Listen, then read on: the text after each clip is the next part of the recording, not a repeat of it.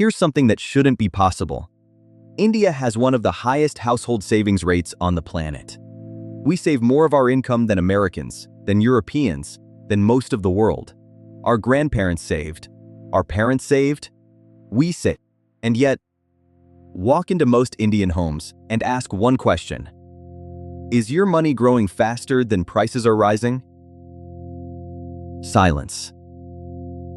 Only 27% of Indians understand basic financial concepts. The global average is 42. We are world-class at keeping money, and near the bottom at growing it. So how does the world's best saver end up struggling? The answer isn't laziness. It isn't income. It's 3 silent leaks. And by the end of this video, you'll know exactly where they are in your own money. The third one is the one nobody talks about. Leak number 1 is the one we were raised to be proud of. Ask an Indian family where their money is, and you'll hear the same 3 answers. Fixed deposit, gold, property, safe money. 89% of Indians now have bank accounts, one of the great success stories of the last decade. But what happens inside those accounts? The money sits. It goes into FDs earning 6, maybe 7%. It becomes gold in a locker, earning nothing, costing making charges. It waits for a plot of land. Here's the uncomfortable truth. For most of the last 20 years, prices rose almost as fast as those FDs paid. Some years, faster. Your balance grew. Your purchasing power crawled or shrank.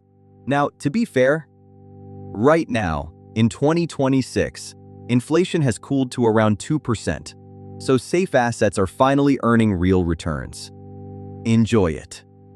But betting your entire life savings on inflation staying this low forever? That's not safety. That's hope with a passbook. Safe assets have a job. Your emergency fund. 6 to 12 months of expenses. That's the job.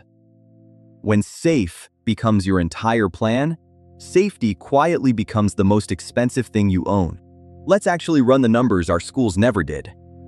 Take 1 lakh rupees, put it in an FD at 6.5% for 20 years. It becomes about 3.5 lakhs.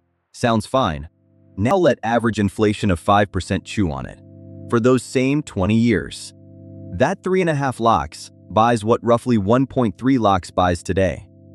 20 years of discipline for 30% real growth. 1.5% a year. Same 1 lakh in a broad equity index averaging 12%, and yes, with ups and downs along the way, becomes nearly 10 lakhs. After the same inflation, around 3.6 lakhs of today's purchasing power. That's not a small gap. That is the difference between retiring and not retiring. This is the equation written on the wall of every Indian bank, in invisible ink. It's not what your money earns. It's what your money earns after inflation. Everything else is decoration. And if you're thinking, but the market is risky, you're right, it is, in any given year. But here's what the data actually shows. Over 20-year windows, disciplined index investing has beaten FDs in virtually every period. Short-term, volatility is the risk.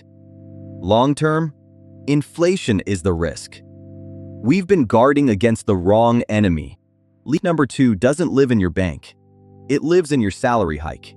Financial planners in 2026 have a name for the defining middle-class problem: the lifestyle inflation trap. Every increment, the lifestyle upgrades to match. Bigger phone on EMI. Bigger car. Bigger flat in a better society. The income doubled over 10 years. And somehow, month-end feels exactly the same. Here's the test.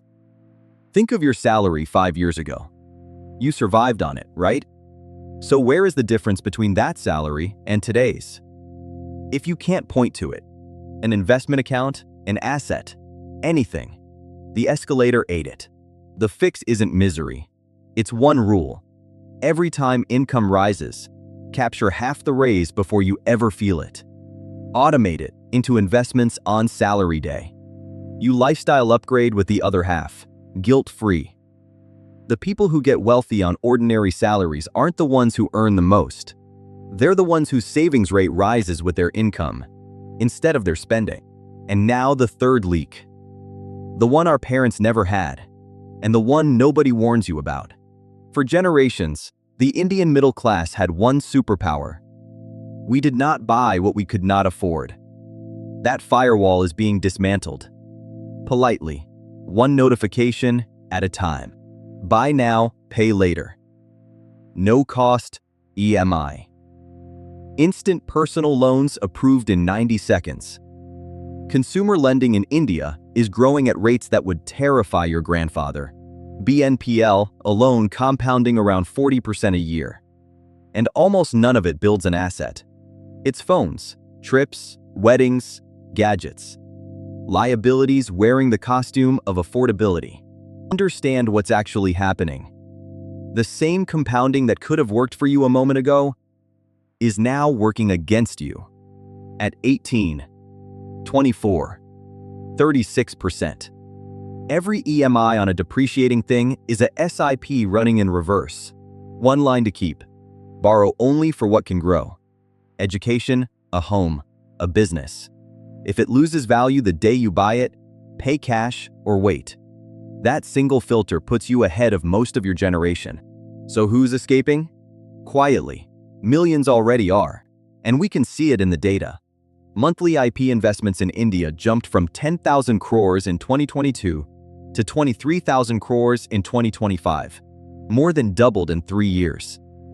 A generation is moving from saving to investing, and the playbook they're using is almost boringly simple. 1. The emergency wall first. 6 to 12 months of expenses in liquid, safe instruments, FDs, liquid funds. This is where safe belongs, and it's what lets you take risk everywhere else without panic. 2. Automate before you can interfere. A SIP that leaves your account on salary day doesn't negotiate with your mood, the news, or the market. Start with whatever you can. The amount matters less than the automation. And imperspian starty and ipayan story. 3. Start stupidly early. Money habits formed before 30 shape everything after. Early starters end up with roughly 3 times the retirement corpus, purely because compounding got more years to work. 10,000 a month at 12% for 30 years is about 3.5 crores. Wait 10 years to start, and the same SIP gets you under a crow. The most expensive thing in Indian finance isn't a bad fund. It's a late start. So, why do Indians save so much and still end up poor? Because we were taught to protect money in a world that only rewards deploying it. The safety trap parks it. The lifestyle escalator spends it. The EMI machine borrows it. 3 leaks, 1 result. But here's the part that should make you optimistic. This is a knowledge problem, not a money problem. And knowledge problems get fixed in 1 generation. The SIP numbers prove the fix has already started. You now know the 3 leaks. This week, find yours. Check what your savings actually earn after inflation. Find where your last raise went. List every EMI and ask what it's building. We save more than anyone on earth. Imagine what happens when we invest like it. Subscribe. Next video, we take 1 middle-class salary and build the entire escape plan, rupee by rupee.